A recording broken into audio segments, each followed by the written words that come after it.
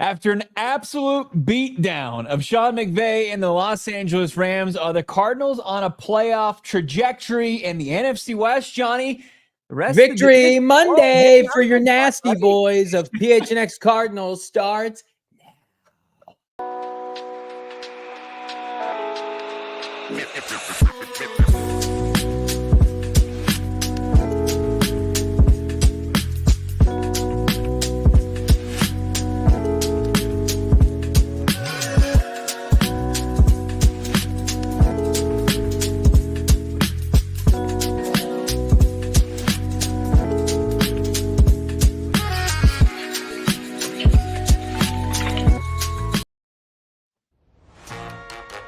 Hey, live from Studio K, presented by our friends at Circle K. Victory Monday. Welcome in. It's the PHNX Cardinals podcast, your premier Arizona Cardinal podcast. Like and subscribe. Leave us a 5-star wherever you get your programming. This fine program brought to you by our friends at Bet365. Today on a Football Monday, download the Bet365 app. Use the bonus code PHNX365 when you sign up. Choose your offer. Find out why it's never ordinary, not even for a minuscule minute, with our friends at Bet365. Happy Victory Monday. Happy day it is. I'm Johnny Venerable. He is Brack. Damon, Dawg, producer extraordinaire behind the mic. We're going to be joined later in the show by PHNX Cardinals beat reporter Craig Morgan. And today is a special day. Bo and I have done this show together. This is our third season. Very blessed here. This is only the 9th time we've had an opportunity to do a Victory Monday. And how many of those times have come while the Arizona Cardinals are 500 and better? Wow. I've done the math. This is only the second time this team has been 500 or better since PHNX Cardinals, Brack, Johnny style, has been in motion. And for that, I throw it to you. Yeah, sad, but sad joyous. Boys. It's a joyous occasion. What's going on, Jason, Rudy, Patrick, T, Machine Gun, Mexican, Jess, Andy, Dee, Gray Mantle, everybody out there, Jean, Paul, Edward, De Dios, one of the best names in our chat consistently. Excellent. Chase, Ray Farm, glad to see the entire Red Sea show up to celebrate their beloved Redbirds on a Victory Monday. It's fantastic. We were so excited, so amped. Johnny just bulldozed me in the open. I was going to also mention that the rest of the division outside of the fraudulent Seahawks are reeling. I mean, you got the Rams, who we're going to talk about here a little bit more in depth, the fallout from the loss, but the San Francisco 49ers as well. My gosh. I mean, they're beat up as well with a couple of their ailing stars. Yeah, the NFC West is different than it has been, it feels like, in some time, where it's not, for lack of a better term, bulletproof. There are coaching changes. There are regime changes. There's personnel changes, and certainly teams now susceptible to injury. We're going to talk about that, but, I mean, continued fallout, aftermath from Jonathan Gannon's first NFC West dub. I think it's short-lived. I mean, you saw the presser today, Brack. Our guy Craig Morgan was live and in living color in Tempe. Doesn't seem like a facility and organization that just got off one of the biggest victories in the better part of 18 months. It's business as usual for the Arizona Cardinals. Yeah, you're not going to get too high. You're not going to get too low. As far as the results go, you're not going to have a gigantic reaction either way, right? I mean, I think Jonathan Gannon did outline it very well on Friday as far as his team, how much confidence he had from them going from the week 1 loss to week 2 because of their response, especially the first 48 hours after that loss. And I'm curious, what's that look like, after a dub? What's that look like after a win? How do you continue to be that hungry, going into the next week? Can you attack, the next game with the same kind of focus and veracity as you did, coming off of a loss? So it seems like, the head coach of the Arizona Cardinals is leading. Like, if you watch the press conference today, you wouldn't have been able to tell if the Cardinals won or lost yesterday. It feels like a team, number one, that feels like they can beat anybody. And that's a dangerous combination, especially with a bunch of games at home. Like, you have that kind of atmosphere on Sunday, and you walk into this week and it's like, I don't care if we're playing the Detroit Lions or we're playing the Eagles or we're playing, Kansas City. Cardinals look pretty formidable in their building. And this team, for lack of a better term, doesn't know any better. They don't know what they don't know. They don't know that the Cardinals maybe directly or indirectly have not won a lot at State Farm Stadium. And so you come out and have that emphatic of a win. Like, that's all Marvin Harrison Jr. knows now, are those kind of outings at State Farm Stadium. It's a beautiful thing, by the way. So, like, trying to keep the momentum going, you have to pick it up like business as usual. Because, again, as high as we are today, that's, I mean, for at least for half of the show, that's how down we were last week after that blown lead at the second half of Buffalo. And again, the schedule doesn't get any easier. You've got a Detroit team that, despite their 1-1 record, is still very much a contender in the NFC. But you've got right now an opportunity to solidify yourself as, hey, this is a nice early season story. Kyler Murray's playing well, but, right, the big fat butt that comes with K1, that comes with this franchise, they'll melt, right? They're not going to be good by November, December, January. We don't need to take them seriously. I think just being even keeled here, taking it 1 week at a time, and allowing the Cardinals now a little bit of grace. Like, I'm not going to declare this weekend a must win like last weekend, which I did. But they put themselves in a position right now where, win or lose, they are viable. They are viable for the foreseeable future, and that's where you want to be as an Arizona Cardinal fan. Like, we're going to talk playoffs now. We're going to talk NFC West landscape, but like any of us would have signed up for this to start the year. Absolutely. Yeah. I mean, look, going through it, it's a lot different than like when you're saying, hey, I'll sign up for this record. I understand that it's a gauntlet to start the season just filled with 23 playoff teams. But when you go through it and you're in Buffalo and you see how you come one possession away from beating the Buffalo Bills, but you come up short, or that you just beat the living hell out of the Los Angeles Rams at home. My God, still a fantastic feeling, 41-10. But like 1-1 regardless. It's one in the win column or one in the loss column or one in the tie column. But the Arizona Cardinals, in a pretty decent spot here through the first two games, and with the ability to, I think now with 2 games under their belt, identified what we forecasted as their strength, but absolutely their strength, this offense, the way the offense plays football, in the skill players that they possess. And, it starts with the quarterback. Of course, we knew what James Conner was capable of, went over the 100-yard mark and a touchdown for the 7th straight game.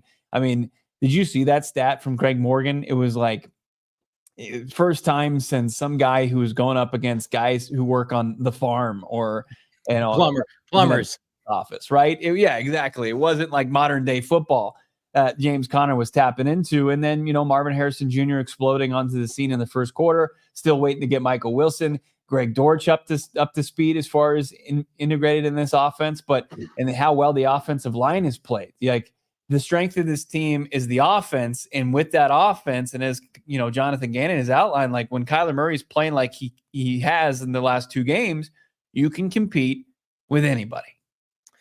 And in this division, in this conference, we talked about it. Like, can you steal a home game within these first 3 games? Not one. Right. Like, can you got 3 opportunities to steal a game? Like, am I foolish for assuming they're going to beat Washington? No, they're going to beat Washington. Like, barring something unforeseen. Washington's one of the worst teams. 9 field goals from Washington. They had 7 yesterday, maybe 10. Is that going to get it done? Dan Quinn and Cliff Kingsbury and Jaden Daniels is just not a recipe for success, I think. How about that? How about this little nugget? I was watching on the ALLCITY NFL huddle last night Sunday with you huddle, and the RK and it Jeff. Was a good time. It was, and somebody pointing out that Dan Quinn's kryptonite is the Shanahan style offense. He just can't. Wow. Who runs that? I don't know. We'll see. Somebody in Arizona, somebody who might be getting head coaching interviews. We're going to talk about Drew Petzing later in the show.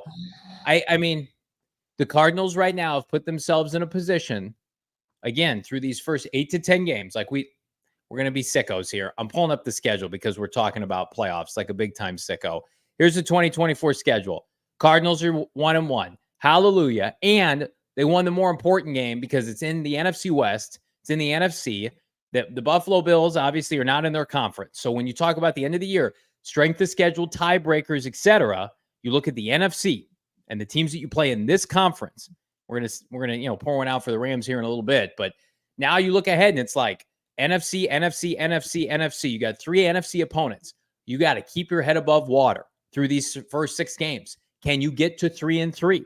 We're just segmenting this season out by about 2 to 4 games apiece, right? You're 500 right now. Again, you beat Detroit this week. I think you really start to talk about the NFC West being in play, as crazy as that sounds. You lose to Detroit this week, but you take care of business against Washington. Again, very viable. San Francisco, Christian McCaffrey out. Deebo Samuel potentially out. Their defense looks like a shell of itself. Nick Bosa banged up. Does Jordan Love play in week 6, right? You get Justin Herbert and Jim Harbaugh at home. You get potentially what should be the Tua-less Miami Dolphins week 8. And then the Chicago Bears, who have one offensive touchdown week 9 in your building, and the big-time fraud New York Jets.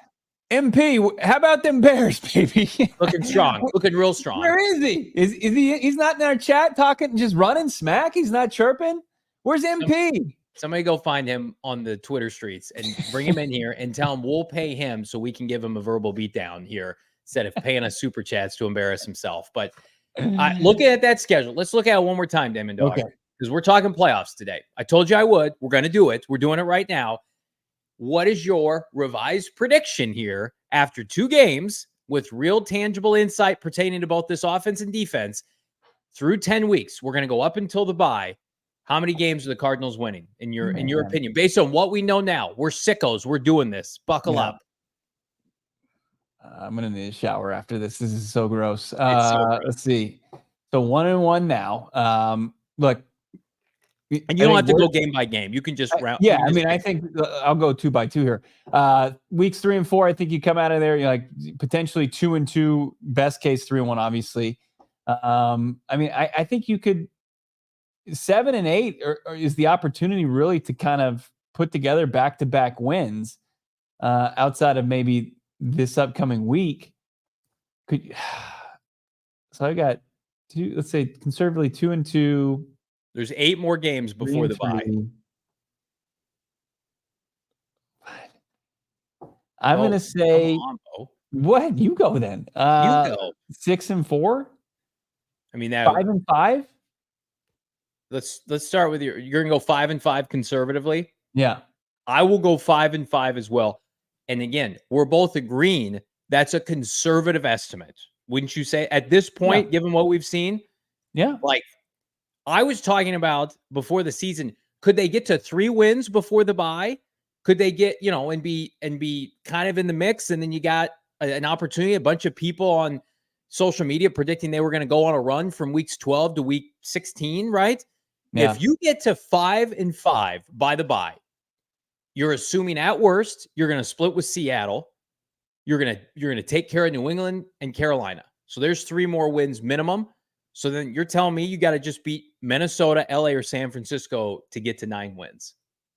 I mean, like I was on radio earlier this morning, ESPN Tucson. I heard your guy Jody Ayler say it. Like there are renewed expectations for playoffs, not just because you can take the graphic now down, Damon, not just because the Arizona Cardinals are 1-1, but I think it's more important that we look at it. What has it been tangibly on our television in person? With our eyes, what have we seen to get them to 1-1? Because not all 1-1 teams are created equal. I watched Kevin Kolb start 4-0 for this franchise. It was a big-time farce, a fallacy. It was an embarrassment. They basically lost out the rest of that year. Everybody knew that was not sustainable. I watched a lot of Cliff Kingsbury teams screw around in the early portion of the season, win some games, 6 and 3, relevant, and then completely fall on their face. This feels different with this quarterback and this head coach. So again, revising predictions now. I think the Arizona Cardinals at worst are 5 and 5 by the bye. And good hell, if they're better than that, buckle up, Valley, because this has a chance to be the special kind of season that this fan base deserves. And I'm taking everything into account with that. Not just the Cardinals, but the implosion that you love to see that's happening right now in the NFC. Yeah, and I think when you look at this slate, right, when you see a lot of teams that have Jekyll and Hyde, and Cardinals have done in their own right? Yes. I mean, the defense from week 1 to week 2, but they did take advantage of a down, nearly out Rams offensive line. But what the Arizona Cardinals really, when things get tough throughout this stretch, they can really hang their hat on their strength in their offense. Like when you look at the rest of the teams on their schedule, and there's inconsistencies throughout with teams that haven't even figured out where to turn for their identity. Yeah. Like I think the Dolphins are in a really tough spot, and when your franchise that's why we emphasize the consistency of a quarterback. Like when you lose your guy, that goes out the window, and you have to re-find it, and they were struggling to find it even before that. And I think you're encouraged by what you've seen from the Chargers under Harbaugh, but like still a roster that shouldn't be there. Like they want to run them football. It's a great story for J.K. Dobbins. Is he going to be good to go come week 7, given his history? Are they going to be able to do it defensively? Are they going to be able to keep up? Could they get into a shootout with the Cardinals? Cardinals, like they would probably welcome that. Is that what Jim Harbaugh wants to do? Absolutely not. So like when things get a little hairy, and they absolutely will, it's the NFL. You can lean on your strength. I mean, this is an offense that has scored on 7 of their 8 offensive first half drives. Like they have been money in the bank, and they were able to build such a lead that it didn't matter. Like we talked to Michael Wilson, like relinquishing leads, you get one big enough. Even the Cardinals were able to just put it on cruise control in the second half and go into that just even the record at 1-1. Yeah, I think Arizona, we're finding a lot about Jonathan Gannon and the kind of temperament he has as it relates to how he responds to tough stretches of adversity, and now keeping his team even keeled. This just feels so much different than the Cliff Kingsbury years, where you had Cliff, who was not equipped, had never been an NFL head coach before. You had a young Kyler Murray, right? And didn't matter if you had J.J. Watt and A.J. Green. Like that team, for whatever reason, did not handle adversity well. They were not mentally tough enough to get through. It is such a long season. And again, that's why I think people laugh at the idea that some teams may be done today. I don't. I think there are some teams around the NFL landscape that their season emphatically is over. But for the Arizona Cardinals, picking your spots, getting this team valuable reps from young players, getting them acclimated. Like I think about those Philadelphia Eagle teams with JG and Sirianni and Big Dom, right? And Shane Steichen. Those teams early in the season would find their footing. They'd play a lot of young players, and then they would play their best football at the end of the year when all their youth got inserted in the lineup and got some key reps. That year they went to the postseason that nobody thought they could. Started like 1-5. Their defense, it took a little while to get going. I looked back at that Eagles opener, the year they went to the Super Bowl, right? The year that they had 70 sacks, 17 interceptions. They got worked on the road. They went to Detroit and almost lost to the Lions, gave up almost 40 points. It was a shootout between Goff and Jalen Hurts. That was the year they went to the Super Bowl. So again, are we going to be sitting here back and be like, yeah, the Buffalo game was an outlier for this defense? I sure as hell hope so. Although I don't think they have the whole horses. Hopefully the truth is somewhere between Buffalo and this outing in week 2. Like, can you just be around 20, 22, 23 points defensively? But yeah, the Cardinals, they have everything in front of them, Bo, for the rest of this season. They have put themselves in position, as crazy as it sounds, with this defeat, this beatdown of the LA Rams. And speaking of the LA Rams, I put it out there on Twitter. I've talked about it ad nauseum. I want to, it's important for me because we're a respectful show. I'm a respectful, super humble guy, that we pay respects to the LA Rams. Damon, Dawg, let's cue it up. The LA Rams, whose season ended abruptly yesterday, 2 weeks in. How did it happen? Cue up the Mariah Carey. I know you're shining down on me from heaven. Like, it's over. The LA Rams, Aaron Donald, Cooper Kupp, Puka Nacua, Stafford, and his old man elbow. They're pouring one out for the LA Rams. Daddy McVay is no more. And, we'll see them in probably the next 5 to 10 years, maybe when they return to relevance. But I'm going to tell you right now, in all seriousness, with all the joking about their injuries, their defense was mostly healthy yesterday when they were getting worked by K1 and Marvin Harrison Jr. So again, prayers up to the LA Rams. Best of luck to you. We will see you this offseason, and take care as you head into San Francisco this week with no players. Oh, it's just a shame. Didn't you hear about the Rams? Yeah, the dumb, stupid Rams who went 13-2, including the playoffs against the Cardinals since McVay took over. I don't have a single ounce of remorse for them at all. See ya. Enjoy your brutal 2024 season. Enjoy it. Later. See you later. It was so nice to be on the winning end of one of those, because McVay had so much success and just beat the brakes off the Arizona Cardinals so many times. Like, this was such a breath of fresh air to see the Cardinals come out and just win from the opening kick, just dominate that game to the closing whistle. It was unbelievable. It was. Damon, let's see. That's a great graphic. Yeah, it is. Producer extraordinaire Damon Dawg. Let's see it one more time. Ray asking why I didn't leave any flowers. I just didn't think it was appropriate. We've given them, God knows we've given McVay his flowers during his tenure as Rams head coach. Now we're putting you in the dirt. Goodbye. Yeah. We will respectfully, and maybe we'll bring some flowers, each and every year that they stay in this plot. It's the craziest thing is, and we talked a little bit on the post-game show yesterday, that they could lose a generational Hall of Fame top 3 player at his position of all time, and people are just like, they'll be fine. They're great. It'll carry over. They lost Aaron Donald. They, like, the ripple effects are. It's like when the Cardinals lost Kurt Warner, and people are like, "You'll be good." No, you won't be good. You're going to go into another quarterback. Yeah. We'll see you later. Bye, Rams. Take care. We'll see you next offseason. We got Braden Fisk. He had a really good combine. Look, I've got the stopwatch. This is really nice 40. Oh, that's cool. What about Jared Verse? Yeah, we got 2 pieces from Florida State last year. How's Florida State looking this year? Strong. Not good. Strong. Strong. Hold on. Is dead as the Rams. Dead as the Rams. 0-3, 0-2. That's tough for Braden Fisk. Braden Fisk is like, you know what? I'm going to a great team. Oh, let's check on my alma mater. Would be relegated to the MAC soon. That's rough sledding. He and Jared Verse. Good luck to you guys. Their roommates are like, we're gonna keep this going in the cellar. I mean, like, realistically speaking, like, people are laughing. They're like, oh, McVay will figure it out. No, they're not gonna figure it out. Like, Puka Nacua, Cooper Kupp, and multiple offensive linemen are gone. Like, they're not beating these teams on their schedule. They play the same schedule as the Cardinals. They're not beating these teams. With Stafford by himself, no way. No way.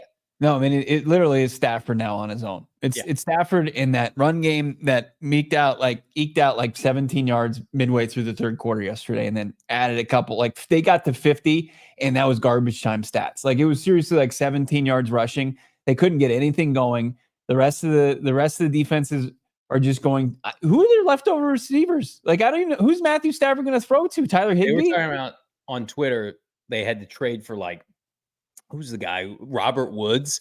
Like, bring Robert Woods back. Bobby Trees. That's how bad down the Rams are. And here, like, again, respectfully, with all due respect, I don't want to hear about your injury bug. I don't care. No. I have no sympathy for you. I've watched this franchise be white hot in the Arizona Cardinals and lose J.J. Watt and DeAndre Hopkins and Kyler Murray in subsequent weeks.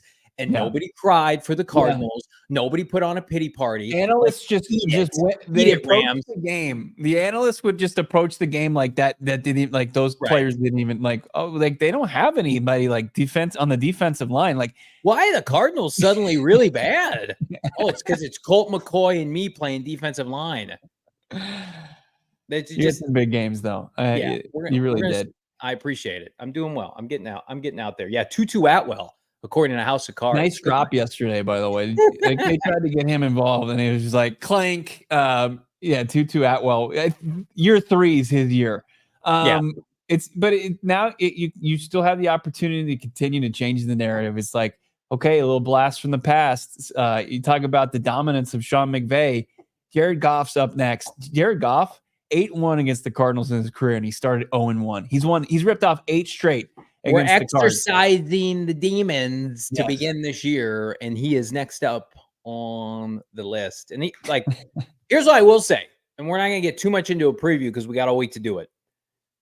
The Jonathan Gannon defense experience with this pass rush, as limited as I have deemed it to be, I think it does better right now with regard to immobile quarterbacks that cannot move. Like, and again, this is Penei Sewell and Taylor Decker. This is not whatever the hell the Rams just trotted out at tackle. The Lions' O-line's a problem in a bad way for the Cardinals. Good for them, yeah. Yes, good for them.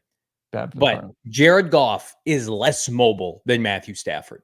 So you just breathe on him, he will go down, right? So like grazing him or touching him in the shoulder pad or hitting him from behind, like there's not going to be any kind of fluke Josh Allen plays or what you might have happen with Jordan Love or even like a Geno Smith. So like if the Cardinals can somehow generate pressure and Stafford makes some mistakes, he made a lot of mistakes against Todd Bowles' defense yesterday, or excuse me, Jared Goff. So there will be lanes, but on the flip side, if you blitz and you miss, he'll pick you apart with the weapons they have that are elite.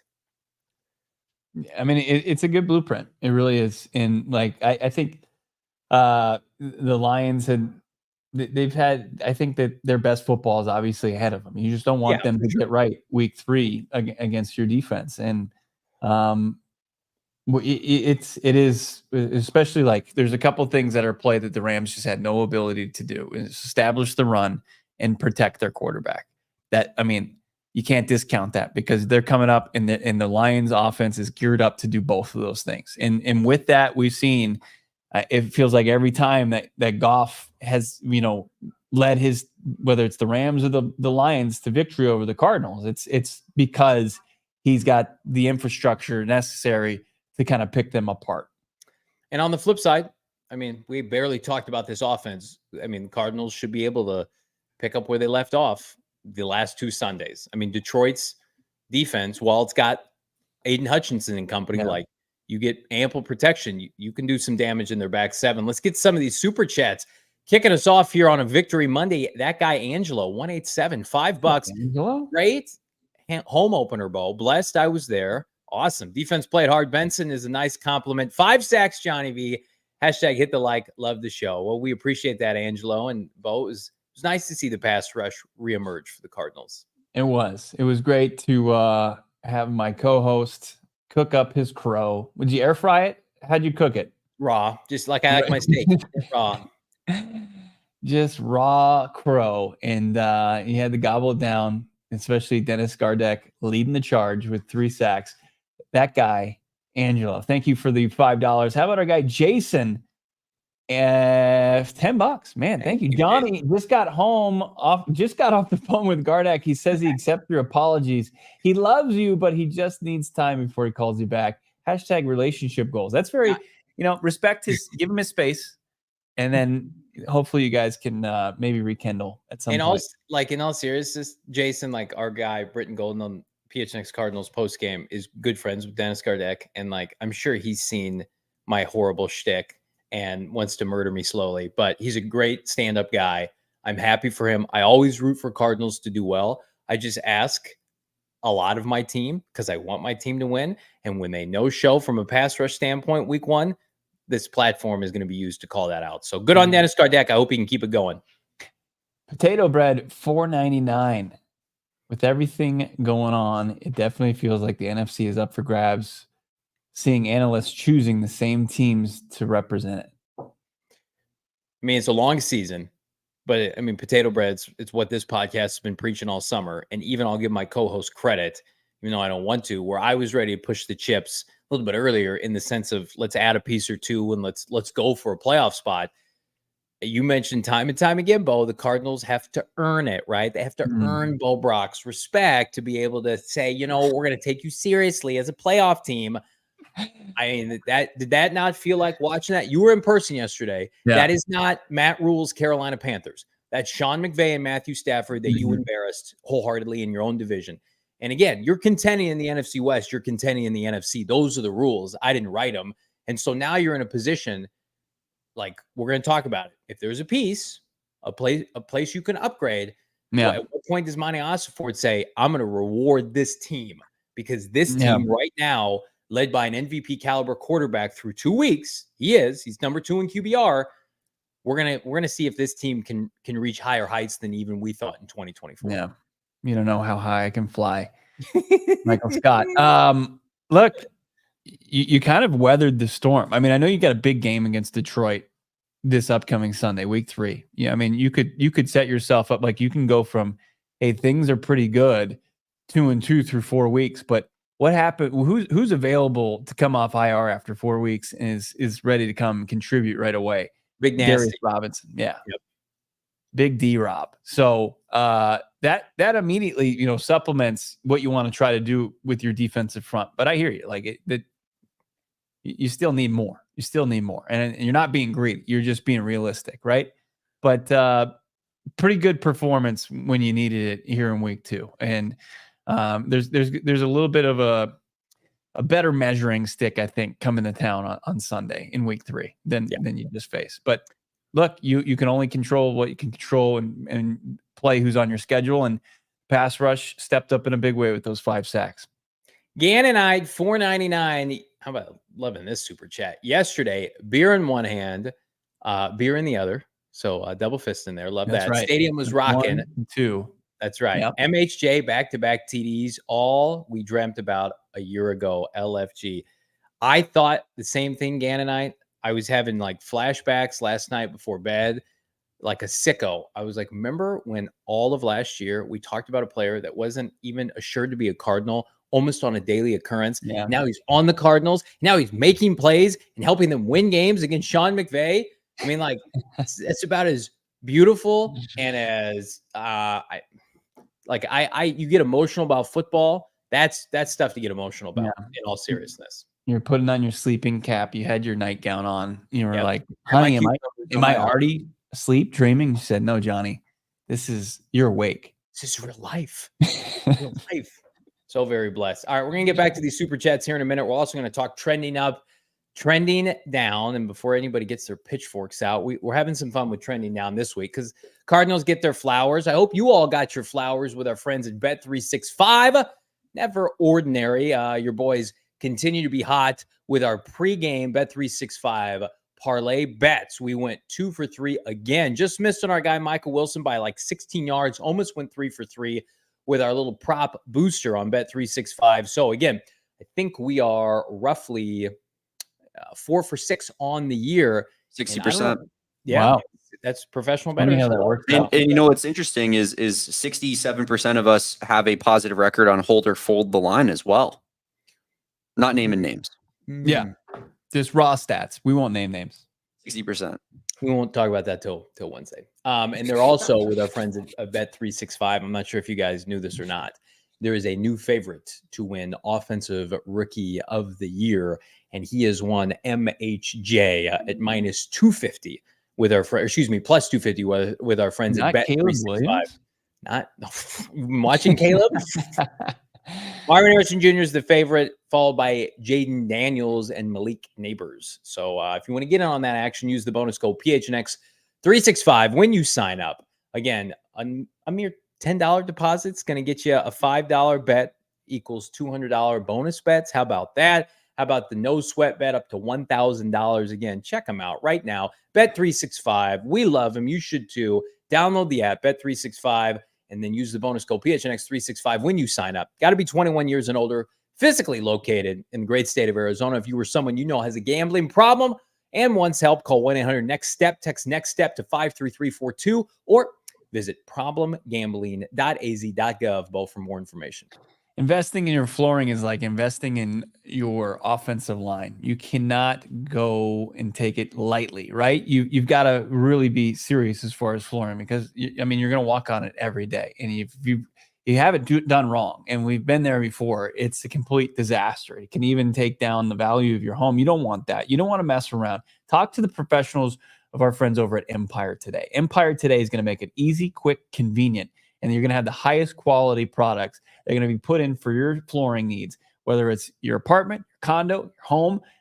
Empire Today is the best spot for you because they're going to have that quick and professional installation and that price match guarantee. You think you can go seek it out, find a lower price? Well, when you do, just take it back to Empire Today. They're going to match it, and they're going to give you $350 off new floors right now by just going to empiretoday.com/PHNX at $350 off your flooring, carpeting, flooring, whatever it may be. empiretoday.com/PHNX. Check out their virtual floor designer because they're going to help you actually imagine and see what it looks like to have their floors in your dwelling. Check it out, empiretoday.com/PHNX for $350 off your flooring needs. Love our friends at Empire Today. Love our friends in the chat. The super chat, drop a like on this video. The goal all week, 500 likes per stream. Hit that like. Hold the line here on PHNX Cardinals. We got Craig Morgan right around the corner. We got more super chats. Let's keep them going. How about this? Gravity's 21, $5. Notice how the offense has 11 plus seconds before the snap. Unlike prior years, when we're frantic before the snap, now K1 can make adjustments.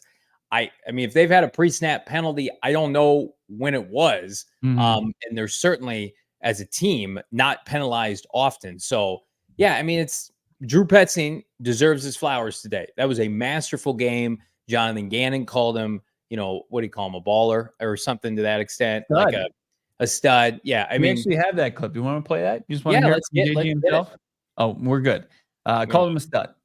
I mean, to me, just got to feel good about Drew Petzing. And yeah, there's going to be some Sundays where we're disappointed with a half or a quarter, but I mean, you're looking around, the touchdowns are down throughout the landscape of the NFL. I think the Cardinals are like number 2 in the NFL in total points forced behind New Orleans. Like, I got to give Drew Petzing his flowers, man. And look at who New Orleans is playing. They played Carolina, and yeah, they played Dallas yesterday. Cardinals played Sean McVay and Sean McDermott, and they're doing this. Yeah. So you got Drew Petzing, man. I don't know if he's a future head coach in this league. I'm sure he'll get interviews, but Kyler Murray sure was bullish on him yesterday in the post-game presser bowl. Yeah.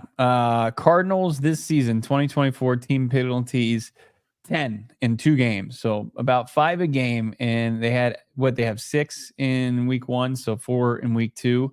And you're looking at it as far as like pre-snap stuff, false start. They have 1 false start. And I want to say was that on a offensive lineman? Yeah. It was. It doesn't feel relevant at all, though. I remember 4 years under Cliff Kingsbury, and they led the league. They were in the top 5 every year and led the league most of them. Friend of the program, Benjamin Albright, seems to be pretty convinced that Drew Petzing will be a top head coaching candidate. Who knows? Maybe he'll team up with Bo Nix. I don't wish that on my worst enemy, though. Yeah, we want better for Drew. I think Drew Petzing would have better sense than to team up with Bo Nix. Reezy Baby, $5. A healthy K1 can lead this team to a division championship, maybe more. He will reinsert himself into the top 5 QB combo. 12-5 hashtag Coach Starks called it. Absolutely, Coach Stark Holmes, our friend of the program, said they were going to win 12 games this year. Here's what I will say to this comment, Reezy Baby and Bo Brock. I know usually the best quarterback in every division typically wins that division. So if we look at the end of the year and Kyler Murray outperformed Brock Purdy and Geno Smith and Matthew Stafford with no playmakers, I think there's a good chance the Cardinals win the NFC West. If Kyler Murray plays like this all year, they're winning the NFC West. But that's the question. Can he sustain this? I don't know if this is sustainable right now. He played maybe his best game of all time yesterday, but can you get 3 or 4 more games that look like this, and then 4 or 5 games where he's above average, and then maybe just a couple games where he's average? That'll put you in the catbird seat, because right now we're about to see Brock Purdy under the microscope without all of his elite playmakers, and Shib's going to hit the fan here real soon for that young man out of Chandler, Arizona. Yeah, how about Skyler, $4.99? He's, I think, with Johnny. If the Reddick trade happens, does your guys' record prediction before the bye week change at all? Johnny, a little edge? I'm a little worried about the Reddick trade, and I have no insight on this. Jets just lost, what was it, Jermaine Johnson? They're one of their few remaining pass rushers. He blew out his Achilles. So it would be typical Jets to pay Hassan Reddick, or it'd be typical Jets to be like, hey, we're going to trade him away. Do you think we're going to do the smart thing? We're going to do the opposite. So if they get Hassan Reddick, I think you're doing that to win the NFC West. That's my opinion. I think they think they can make the playoffs with the team they currently have. If you go and get a guy who can get you over the course of 17 games, obviously he won't be here for that amount of time if he's here at all, like a sack per game, you're doing that to close the book on winning the division title for Jonathan Gannon in second year. And I think you absolutely do that. Yeah, I mean, I don't think that they're realistic. They still know that they need pass rushers, but absolutely. They do feel like they can find different ways to defend. Tribe 7, what's your thoughts on Buddha now after this game? What are your thoughts? You saw it in person. Yeah, I mean, Buddha Baker made his impact well known yesterday. I mean, several TFLs, took down ball carriers, kept them from advancing the chains, and it was a Buddha game. It was. I think the status quo for Buddha Baker now. Like, he continues to be player that leads the charge on defense, and as far as his impact, it transcends what typically you get from a safety as far as trying to take the ball away. He's got a different approach. I think it's the status quo as far as you move forward and then you deal with what his future looks like this offseason. Buddha Baker may or may not be making his season debut in one trending up, trending down. Oh. Let's jump into it. Who are the Cardinals among many that stood out for the squad in the big win against LA? Let's cue it up. Damon, Dawg, this is who's trending up this week on PHNX Cardinals. We mentioned Drew Petzing. We'll give flowers to both the coordinators today, Petzing and Nick Rallis. Nick Rallis almost shut out Sean McVay's team out of the end zone. I mean, they were close to not scoring at all. And then on the flip side, Drew Petzing is a Clayton Tune fumbled snap away from going over 500 total yards of offense. So again, like I love JG and he loves his coordinators, and today we celebrate them. This is about as good of a complete performance by Petzing and Rallis that you can have on an NFL Sunday. No doubt about it. And like we talk about it, we might have been, too knee jerk after week one to, but he's put together, Johnny. I think you can make the case 6 rock solid quarters of 8. And that's a pretty good batting average for an offensive coordinator in the NFL going up against NFL DC. So Drew Petzing was in his bag the entire game yesterday. You love to see it. The coordinators, as you mentioned, Nick Rallis on the other side of things, having a rebound game as well, holding them to 10 points. And yeah, absolutely. Big turnaround for both coordinators and how they finished the Buffalo game in week 1. We touched on Buddha Baker. And again, like I think he's here to stay throughout the rest of the season. He's not going to be traded for Hassan Reddick, but I do want to touch on Dennis Gardeck and the performance he had yesterday. He was fantastic. And again, like I like Dennis Gardeck on this team. I think he's got a place. I think he knows his place. My argument has just consistently been like Dennis as a starting edge rusher for 17 weeks, he can wear down. And like, fair or not, we saw this same start to the season from Dennis and Zayvon Collins last year. And then about mid to late October, a tide shifted and they no-showed the rest of the year from a sack production standpoint. The biggest key for them is not going to be here in week 2 or week 3. It's going to be week 10, 11, 12. And can they prolong this explosion off the edge? Zayvon Collins could also be on this list. Zayvon Collins should have 2 sacks. He looks explosive off the edge. He was playing the run well yesterday. But here's what I like about Dennis. Dennis got 3 sacks at 3 different spots. Took advantage of a third-string left tackle, smoked him. He was blitzing from the inside. And unlike guys like Owen Papo, he finished the job on Matthew Stafford. And then late in the game, he beat a back and Havenstein at right tackle and strip sack Matthew Stafford. So, I mean, he was fantastic. Outside of K1, he was the highest rated PFF player for the Cardinals, on Sunday. So I want to keep Dennis Gardeck fresh for games like this. I don't want to see Dennis Gardeck playing 100% of the snaps from now until Thanksgiving and be toast because, I mean, he's not built like Micah Parsons or Myles Garrett. You have to kind of pick your spots with him.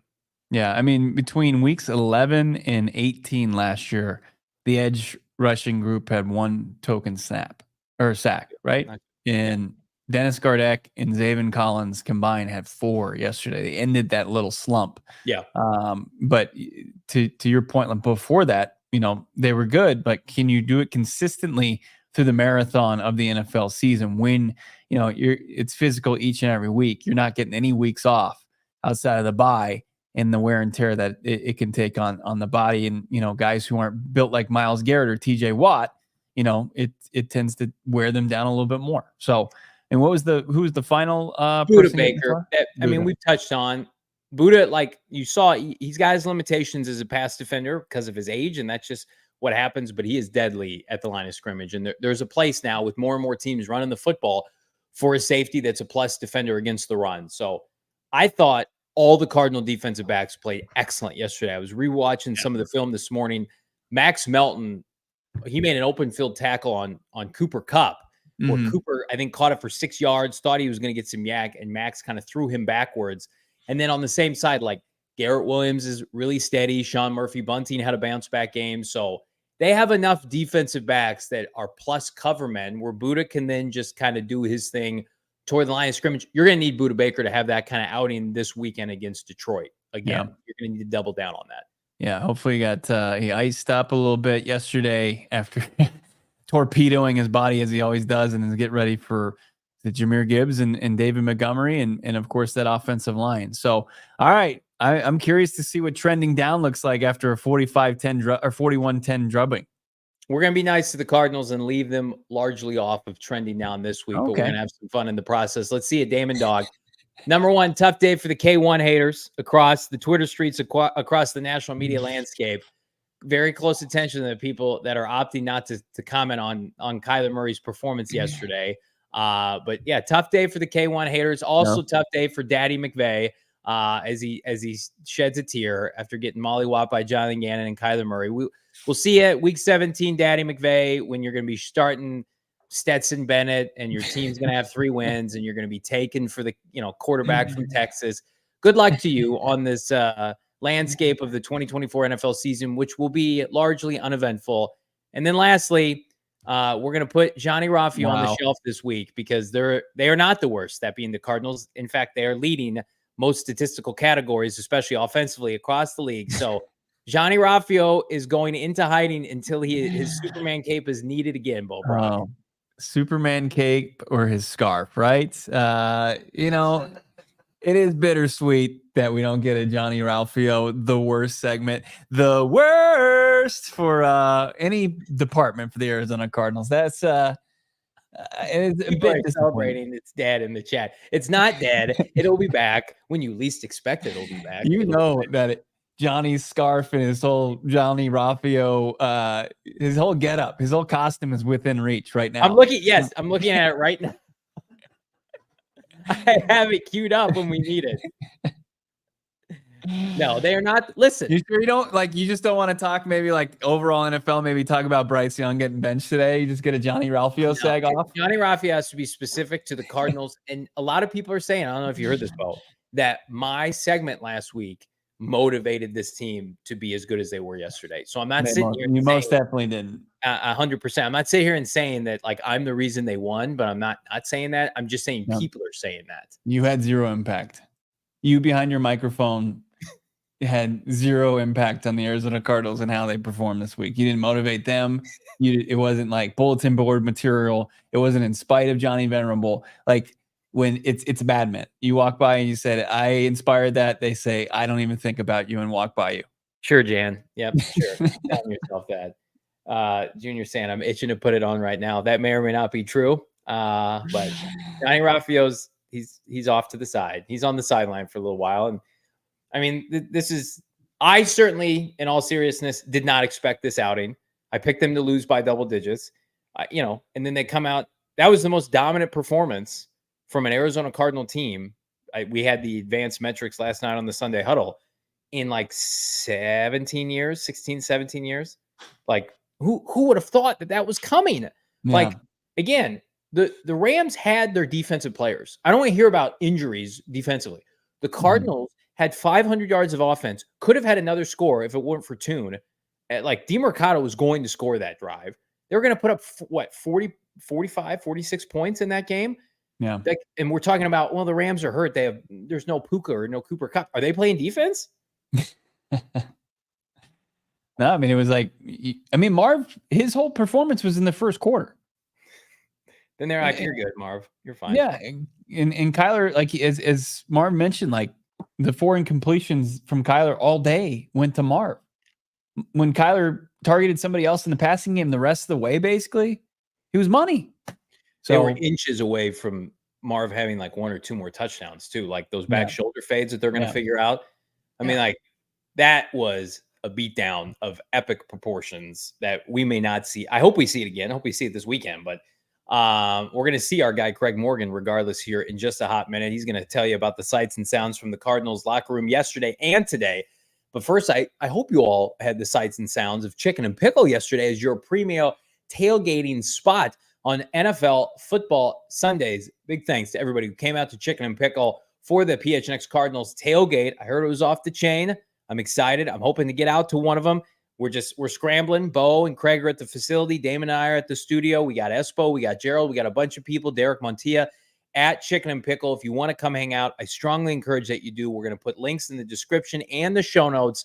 Again, this is going to be the spot. This is the spot for all PHNX Cardinals home tailgates right around the corner from the stadium. They have a phenomenal indoor-outdoor entertainment complex. They've got a chef-driven restaurants. They've got a sports bar. And, of course, I mean, pickleball is fantastic. I saw the temperature dropping today. Perfect chance to dip your toe in. New to pickleball, their newbie nights are just for you. Get on the courts with others who are ready to dink and dunk around. Again, every new participant gets a $10 Chicken and Pickle gift card. Head to chickenandpickle.com to see all the fun you can have at their beautiful Glendale location, Bo Brack. It's gorgeous, gorgeous. Let me tell you guys, let me help everybody out here. If you need to hire, you need to take your business to the next level, you need Indeed. Indeed is your matching and hiring platform with over 350 million global monthly visitors, according to Indeed data. They punch the numbers. They know how they can help you out the most as far as taking your business to the next level, getting your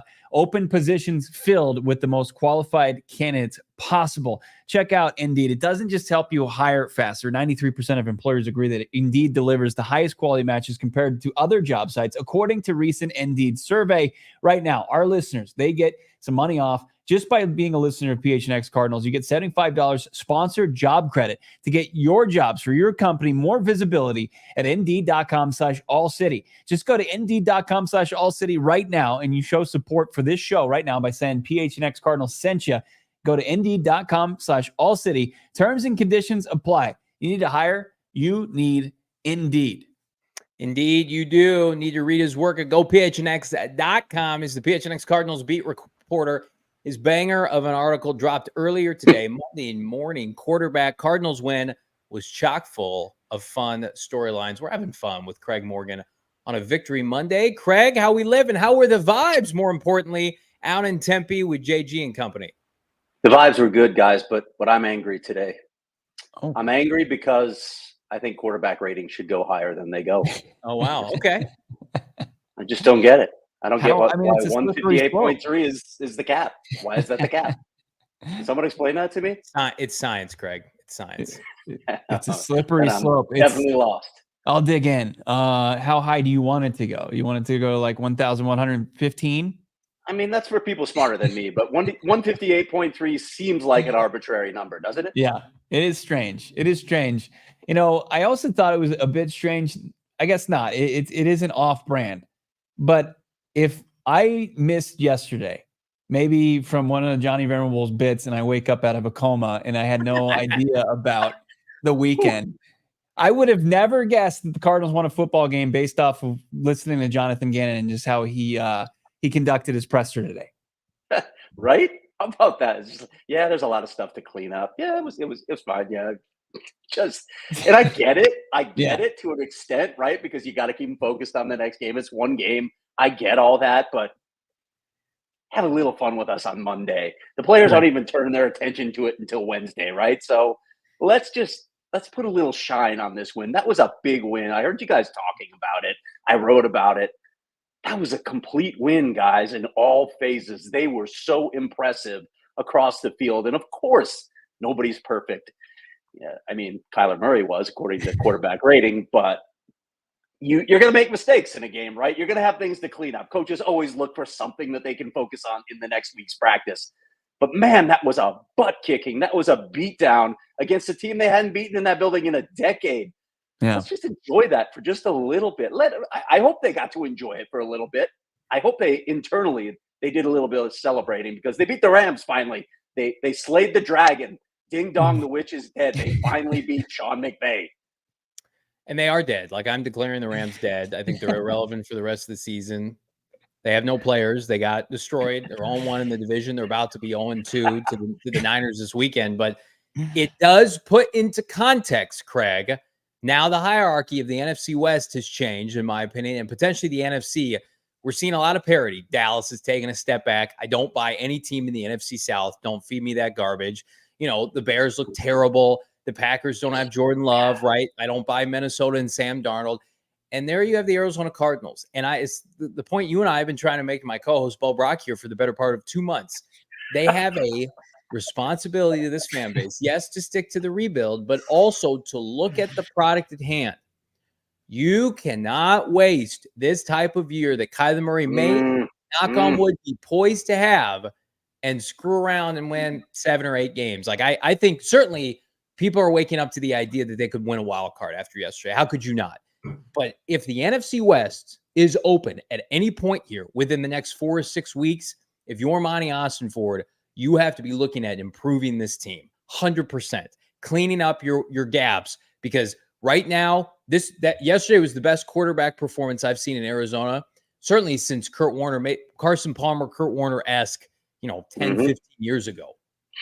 Yeah, we can start there. Kyler Murray's performance was ridiculous.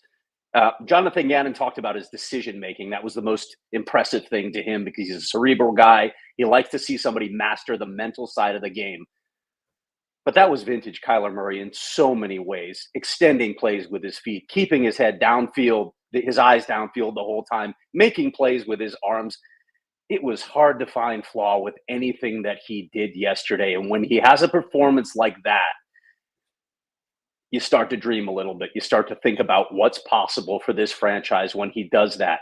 I agree with you to an extent, Johnny. You can't waste moments like this. The NFL's windows are so short, you just don't know what's around the corner.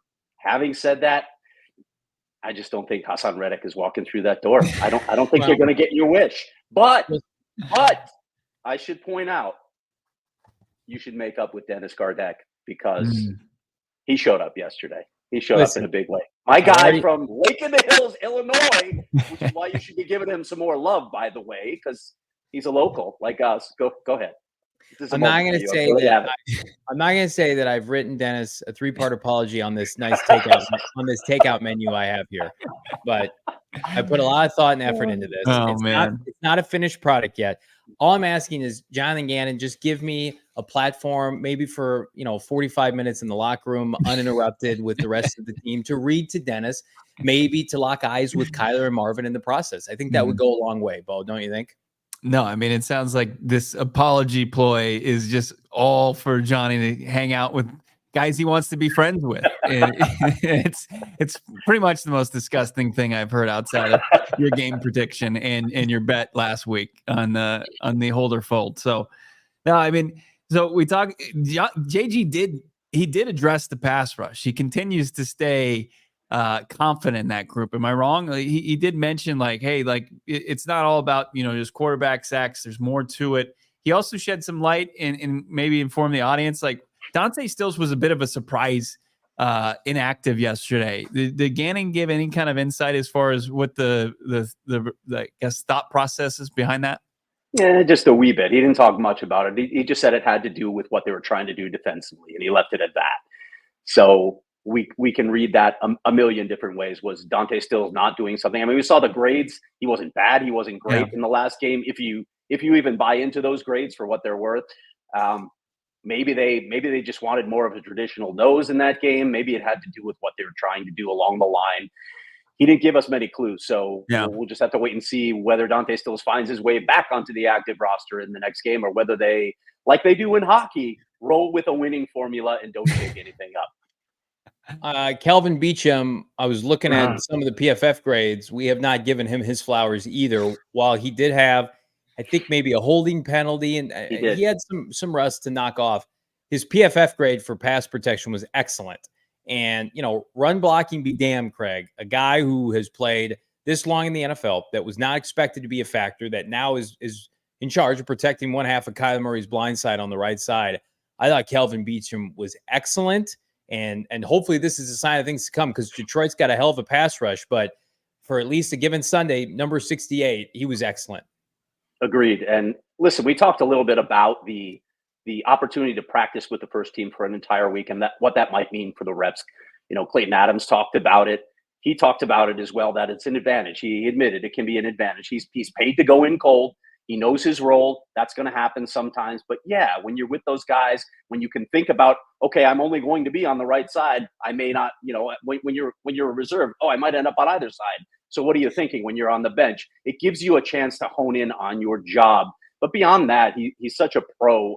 I think he dialed it in knowing that he was going to have to rise to this level. I spent a lot of time with him in the room after the game. In fact, as Bo will attest, I showed up late for Kyler because I was talking to Kelvin Beachum and they announced Kyler was available and the entire media just left. Like there were 4 people standing by Kelvin Beachum and they were all gone. He goes, "It's okay. You can go. I know you got to go get Kyler." And I was like, I felt badly at that point. Craig, so you like, can no, leave. It's no, all I right. want to talk to you. So I'm like the only guy talking to Kelvin Beachum. Yeah. And it was a moment for him because it was also his 150th NFL start. And that meant a lot to him, a lot more than I think people realize. I wrote about it in the Monday Quarterback today. He's not a guy who's going to gush about himself, but he admitted it was a special moment. And then to have the kind of performance that he did, it meant a lot to him. So good to see just a good dude and a really articulate, thoughtful guy like Kelvin Beachum have a moment. What a pro you are, just staying back when everybody else is rushing to go see the star quarterback. You're there making sure that Kelvin Beachum, on a day where he proved everybody wrong, got the respect he deserved. His 150th start, which is pretty crazy for Beach. Grandpa, as including Jonathan Gannon, they call him. But like it is kind of overlooked. Like just throw him in there. He was a swing tackle, the primary swing going into the start of the season.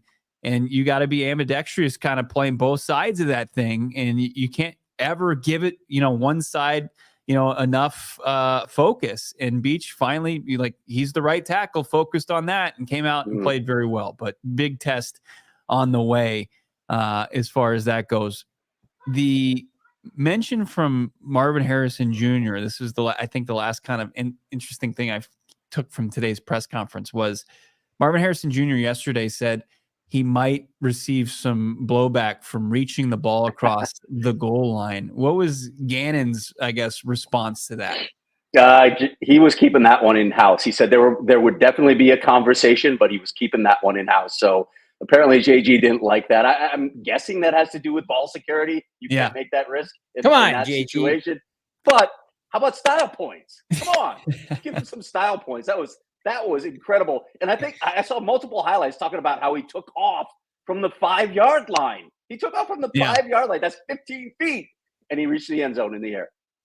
I want to see freak show performances like that. Me too. Had Marvin fumbled there, I'm not going to say I would have been okay with it, but every now and then LeBron James misses a breakaway dunk. Could he have layupped instead? Sure. Eric Spoelstra could have been like, yeah, just tip it in there.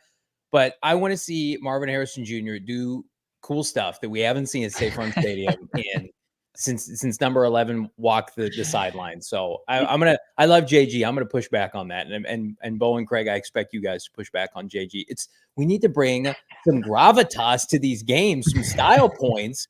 This team's got one nationally televised game and it's on ESPN Plus, and 6 people are going to be able to watch it. I'm trying to get this team flexed. I'm trying to get cachet for this market, for this town. We do not poo-poo Marvin Harrison Jr. for that. That was, as everybody pointed out, that was Space Jam-esque. MJ Duncan and Over the Mon Squad. Come on, JG. We're trying to have fun. I come at it from a different angle here. Okay. The old man angle? Wait, don't old man angle on the show. Probably. I mean, might sound like old man. I can't help it at this point. I look at sports as performance art. You got to let artists be artists. When a guy's at that level of the game, let him do his thing, because holy crap, it can do a lot of things for your fan base. Like you said, it can draw people in. It just extends what we believe is possible. Let artists be artists. That was a moment. I mean, it completed the moment, didn't it? I mean, it was Kyler Murray doing what he does best, according to Michael Wilson, right? And what we've seen, and we know and love, extended the play, found a wide open Marvin Harrison Jr. Who just streaked down the sideline and then laid out and made sure he finished it off. And look, if it's a rule within protocol within the Cardinals organization, extend the ball to the, past the goal line, because chances are you fumble it and it becomes a touchback. I'm willing to bend on those rules, but I'll never say it to JG's face like Johnny's asking and requesting us to do.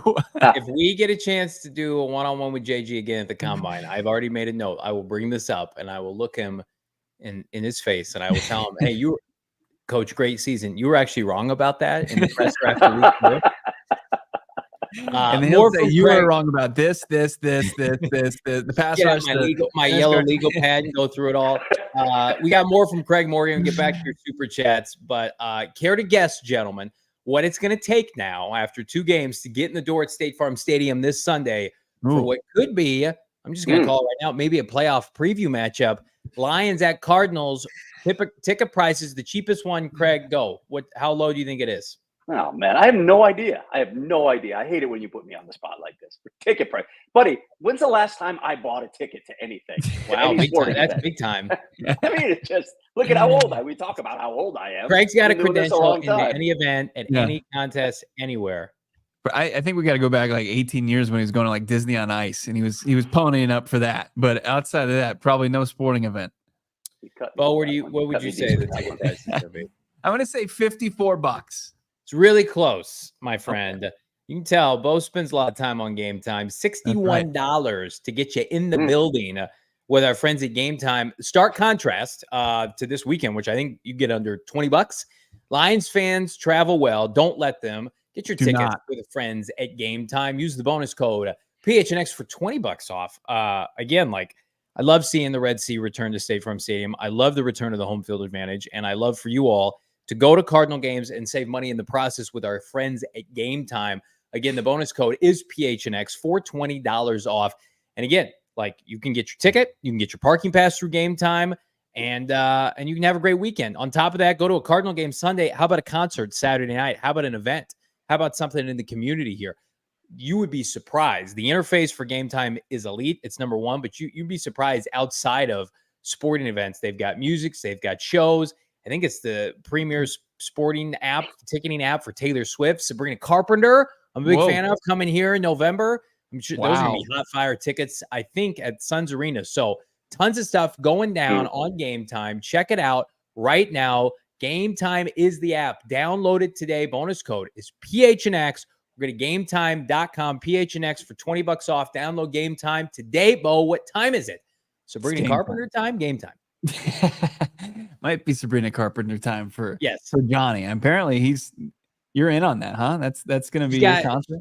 Every time I'm driving, she's got a banger on the radio, and I'm just like, who is this? And it's the same person every time. Right. That's my daughter right there. My daughter's playing that every time I drive her anywhere. My 19-year-old daughter, who I'm still driving everywhere, is playing Sabrina Carpenter in the car. Oh man. Okay. Look, like Sabrina Carpenter, you want to take your brand to the next level, maybe check out Brandon Bills. Premium headwear and apparel, and you can save money just by being a listener of this program, viewer of this program. 20% off with the code PHNX. Your logo, their quality, which is tough to beat. You just go to their website, brandonbills.com. There's 6 easy steps. You fill out the form, submit your logo. You got a dedicated specialist that will reach out to you. You'll talk shop about what you want and where you want your brand to go. You receive custom mock-ups in 1 to 2 business days. Choose your designs, finalize your order. The custom order is sent to production, and then boom, your order is assembled and shipped straight from the great state 48, Mesa, Arizona. It is a local company. Support it and save some money while doing so by using the promo code PHNX for 20% off your first order from BrandonBills.com. Check it out, BrandonBills.com. Use the promo code PHNX. Great stuff. Brandon Bills, man. The one we have in the studio is fantastic. I'm about ready to steal it. One of my favorite hats they've ever done is that ASU hat. Let's get back to some of these super chats if we could. Ethan 199, simply put, yesterday, his best birthday ever. So I don't know if Ethan's birthday is today or just encompassing the weekend, but happy birthday, Ethan. Happy birthday. That's right. So fired up the Cardinals were able to get you a dub. Probably hasn't happened a lot in your life, Ethan, but it happened yesterday. Especially probably hasn't happened much against the Rams. That's for sure. It goes to Pat Tilley, $20. So generous. Does Benson know in the NFL you have to run between the tackles? Does he not see holes? Dermacado did. Craig, you want to spill the beans in person? Trey looked a little lost. He was dancing a little bit.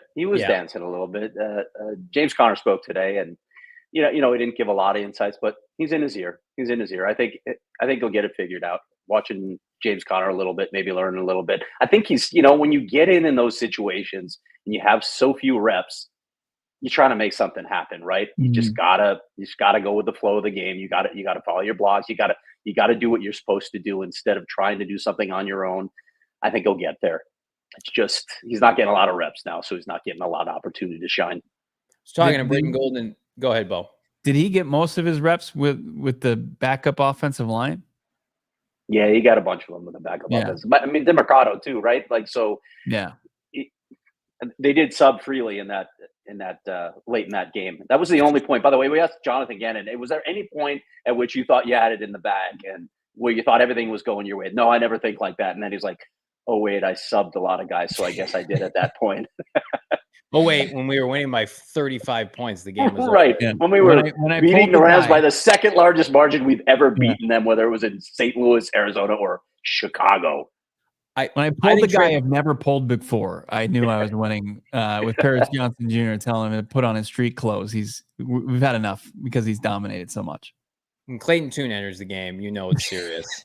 I mean, you've heard of the human victory cigar with Red Auerbach. That's how I'm viewing Clayton Tune at this point. He is the human victory cigar. So. Clayton, just take the snap and hand it off to the back. Got it. Fumble. No, I like Clayton Tune. You're ruthless. I'm ruthless. Chase, $5 super chat. MHJ for Offensive Rookie of the Year. Team looks buttoned up, which is great to see. No dumb mental penalties. Great show. As always, fellas. Love that avatar now. Chase, thanks for the last 3 years. We appreciate you. Chase, Craig, so we found out Bet365 has MHJ. He's now the favorite for Offensive Rookie of the Year. And then Chase is the favorite for my new avatar here on PHNX Sports. We put the Rams to bed. Their season is over.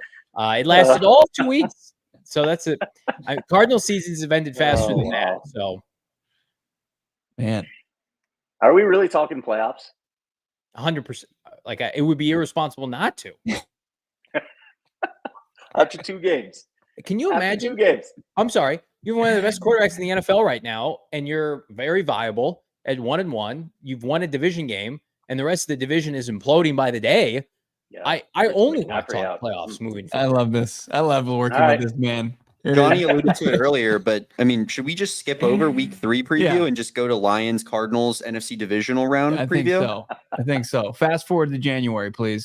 Book my travel to Detroit right now for the NFC Championship game. I mean, if you just rewind to the pregame show yesterday, he's like, I don't know. I don't have a path to victory in this game. And now he's like, when do they lose again? And also season is over if they lose. Hang on.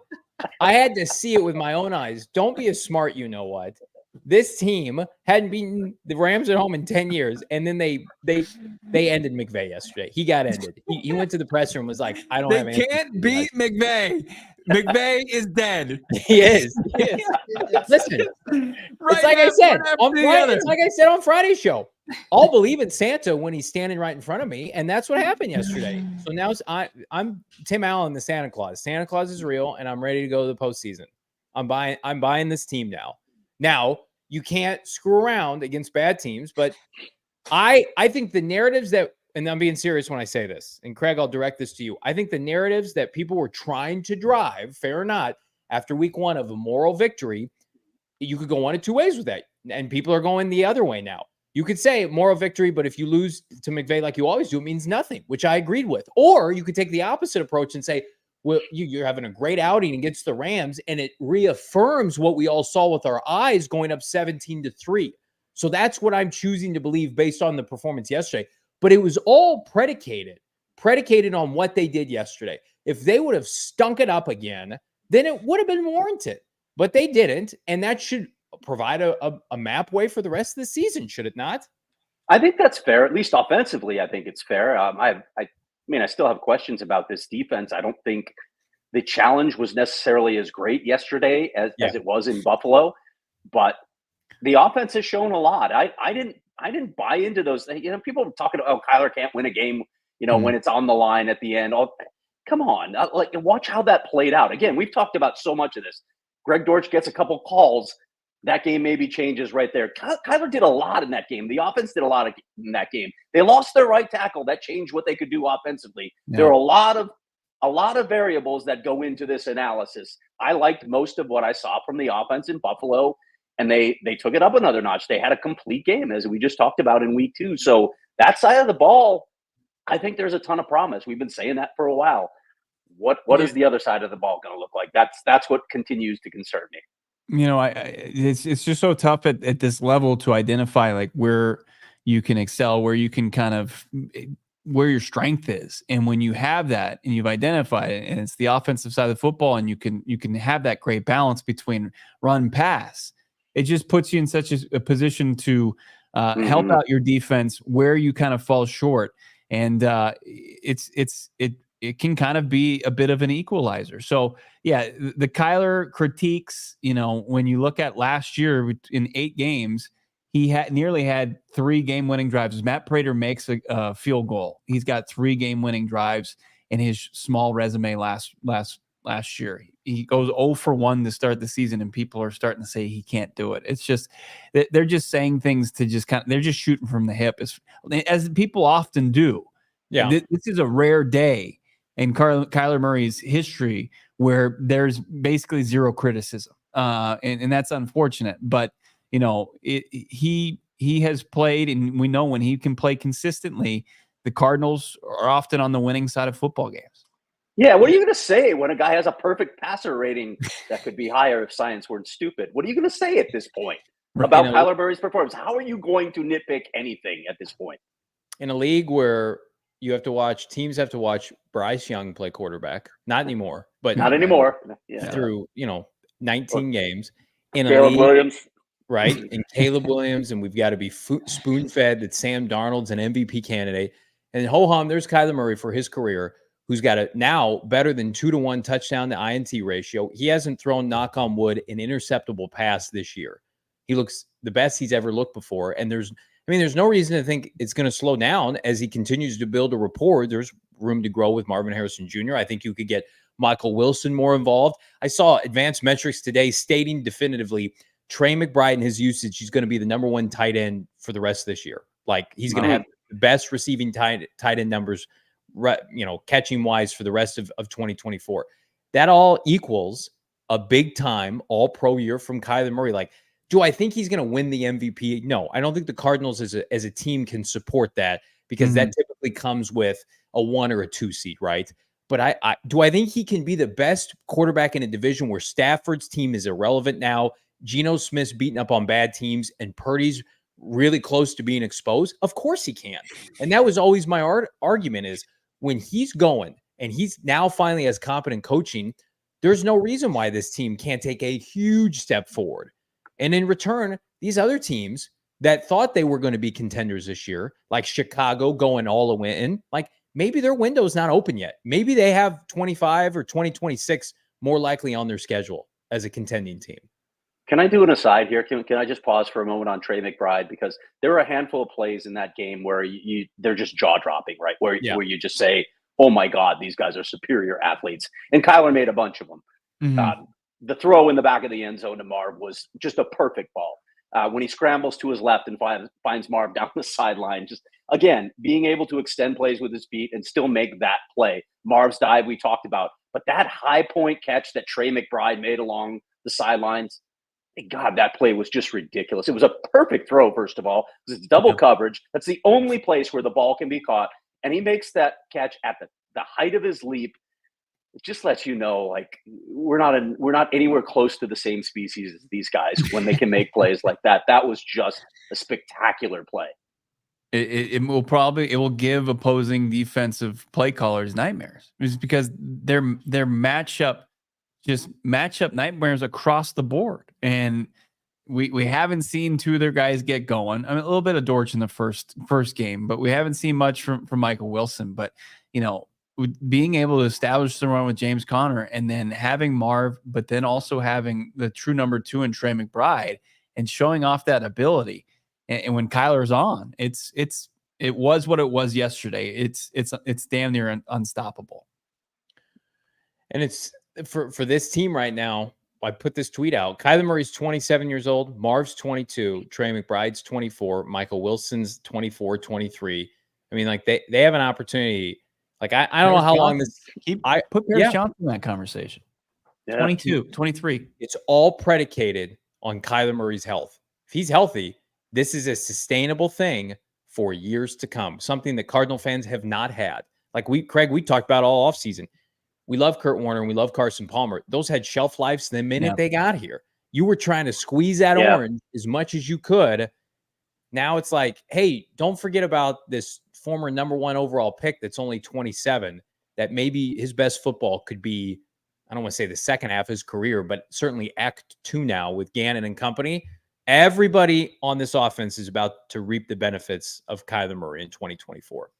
Will you be okay if the Cardinals do not add a significant piece to the defense? If they just ride this out, we've talked about the cap space they have. We've talked about the possibility of Monty going all in next season on the defensive side of the ball. Will you be okay with him slowly building sustainable success that way? No, because if it costs them the postseason, if they make the postseason, then I'll commend them and give them their flowers. More apologies necessary from me on takeout menus. But if we're sitting here in week 17 and 18 and they miss the playoffs by 1 or 2 games and they can't get home against Brock Purdy or, God forbid, Andy Dalton or whatever in the second half of the season, then I'll say you missed an opportunity. I think Monty Austinford is much smarter than that. I think Monty Austinford has self-awareness to say this team is heading in the right direction. Look at all the Owen Papo's playing a ton. Max Melton's playing a ton. Darius Robinson. This is a young team anyway. So I would think, and Bo, you can clean me up here, that he has enough self-awareness to say, it's late October. Here's the trading deadline. If it's not Reddick, let's say there's 5 to 7 players available. I was texting a source earlier today. It's like, start to look at the teams that are in full rebuild or trending there with free agents to be. Like, who could the Cardinals call on if they're hovering around 500 or better? I do believe he will do it. But if he doesn't, then he's open for ridicule depending on how they finish. Yeah, you start to kind of look at the bottom of the NFL barrel to open up the season, but you do have a bit of a luxury, right? It doesn't supplement your pass rush in the interim, but you have the luxury to continue. And I know I'm going to make Johnny sick, to prove yourselves worthy of that move, because you have a chance between now and what is the trade deadline, right before week 9. Yeah. You have a chance to win some games and prove yourselves worthy of Monty Austinford picking up the phone and trading away valuable draft capital that would be necessary to bring back, talent in return. Here's what have we talked about as being the test for the Cardinals in the schedule this year, the first 8 games. Yeah. So it lines up perfectly, right? You'll have a good sense of this team, and then maybe you can say, hey, you did earn this, and I'm going to inject this into your system right now. We're going to bring in another player. You guys earned it. And who knows how that could fuel the team the rest of the season. Yeah. Well, the only thing I fear of is my co-host on Twitter is like, you didn't do enough between weeks, 1 and 8 for the pass rush, and it cost us the postseason. How dare you, Monty? Here's what I will say. This is going to be my next point. Perfect segue, smart. You know what? Is that take care of business against teams where it's blatantly obvious, like the Rams, because you're going to have a couple more instances like that. Like, am I some dummy and think that they're going to get a pass rusher that's going to whoop on Trent Williams? No. But against the middling offensive lines, you go up against Miami's offensive line, you need to push around whomever's playing quarterback that day. Same thing goes, get after Jordan Love a little bit. Some of these games were be realistic here. They were such a non-factor week 1. That's the barometer I was using. If I can get a performance like this about every other week, where the pass rush can overachieve against a Washington, etc., that'll be enough, because the back half of the schedule is not good. But you can't no-show. If you no-show like you did the last half of last year and week 1, you will lose games because of it. We've already seen that. So we're going to be doing this. We're going to be doing this until, somebody proves otherwise. What record makes you comfortable at the midpoint? Or there's no midpoint now, but after 8 games, what record makes you comfortable? I think they could make the playoffs even starting 4 and 6, which I think now people would think it's a gross, underachievement based on how they've started, because they play the Seahawks twice. I think at worst you're splitting with them. You play the Panthers, you play the Patriots, you play the Rams, who are dead now, in my opinion. You play, I don't take Darnold seriously, stop. And then you play the Niners in what could be a throwaway game for them. Like, you could find 5 wins in the second half. 4 wins is the worst case scenario against the Jets and the Bears and, Washington. I think at worst they'll be 500. We talked about it, Bo. Yeah, I mean, Craig said 8 weeks, in 8 to 10 weeks. But we're talking, to prove a point for the trade deadline when it would be 8 weeks. So, I think anything between 3 and 5, 5 and 3, right? That would probably you get the Monty signal out and Jim Gordon flashes it up at the sky and hey, make a move. So yeah, I mean, 3 and 5 still makes it a little tough on you, but I think it's possible. If you're 500 after 8 games, you're feeling really good as this team, I think, and you're getting guys back, obviously, before then even. But if you manage to get through that string of quarterbacks and that string of teams, maybe some less quarterbacks by the time they get to them, but if you get through that string of opponents at 4 and 4, you got a real chance. It also depends on what this defense looks like. If the Cardinals are losing games like 45-40, then definitely it becomes that much more apparent. It's apparent for everybody right now to shop the number 18 collection. We heard they were on full display at State Farm Stadium yesterday. You can't buy an MHA jersey yet, but you can rep the number 18 collection at our All-City shop. The Maserati Marv tee, of course, a little bit of MHJ, and of course, the math tee, 1 + 18 = 6 times 2 yesterday. So again, shop it right now. Become a diehard. Go PHNX.com. Pick up one of these shirts for free. And of course, read the many workings of our guy, Craig Morgan. Check out the exclusive member Discord. Discounts on all future events. Of course, 20% off our All-City shop from here on out when you become a diehard. So many reasons, Bo, to get saddled up with the number 18 collection and more. Again, All-City is where you want to shop for this fine-looking gear. No doubt about it. Go PHNX.com, the Monday Morning QB, plus the Cardinals post-game recap with the answer of litany of questions through that beautiful beatdown of the Rams. I ad-libbed the beautiful part there, but we all know that. Go PHNX.com. Make sure you're following Craig S. Morgan on Twitter, at Johnny Venerable. Our guy, Damon, Dawg. Damon, you need to clean us up on anything in the last 20 minutes? We all good? Just want to haven't heard from you for a little bit. Just want to. You fell asleep. Felt like the boys were getting some good riffs in. All right. Didn't think I needed to add much to the plate. He's just. I heard that the start of the show yesterday, everybody was holding the line. Yeah, there was a lot of HTLs in the chat yesterday. I mean, I think everyone's just juiced for Marvin, man. It's Marvin mania. It's got to feel good. So proud. Feels like I accomplished something. It feels like I put this together in the works. I feel like you, Damon, you were a big party yesterday at that stadium, even though you weren't there.